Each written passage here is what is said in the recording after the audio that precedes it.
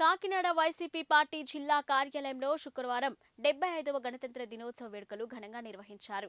రాష్ట్ర rice millers association అధ్యక్షుడు ద్వారంపూడి వీరభద్రారెడ్డి, కూడా చైర్మన్ రాగిరెడ్డి చంద్రకళాదీప్తి, వైకాపా నగర అధ్యక్షురాలు సుంకర శివప్రసన్న తదితరులు జాతీయ జెండాను ఎగురవేశారు. ఈ సందర్భంగా ఆయన మాట్లాడుతూ, మనము అనుభవిస్తున్న స్వేచ్ఛ, స్వాతంత్ర్యంలో ఎందరో సమరయోధుల ఆత్మార్పణ ఫలమన్నారు. ఈ స్వేచ్ఛ స్వాతంత్రాలు ఉపయోగించుకొని ప్రజలందరూ శాంతి, సౌభ్రాతృత్వాలతో జీవిస్తూ దేశ అభివృద్ధికి తోడ్పడాలని కోరారు.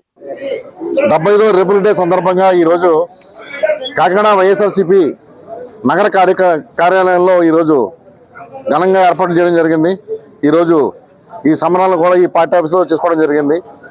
మీ అందరికీ తెలిసిన విషయమే. ఈరోజు రాజ్యాంగాన్ని కాన్స్టిట్యూషన్ అమలు చేసిన రోజు. బిఆర్ అంబేద్కర్ గారు ఏ ఉద్దేశంతో అయితే ఈ రాజ్యాంగాన్ని తయారు చేశారో, పేద బడుగు బలహీన వర్గాలు, అలాగే ఎస్సీ ఎస్టీ బీసీ కమ్యూనిటీలు అందరూ కూడా వాళ్ళందరినీ కూడా మంచి పొజిషన్లో పెట్టాలని చెప్పి ఆ రోజు ఆయన ముందు చూపుతో ఈ రాజ్యాంగాన్ని రచించి దాన్ని అమలు చేస్తున్న విషయం మనకు తెలిసిన విషయమే.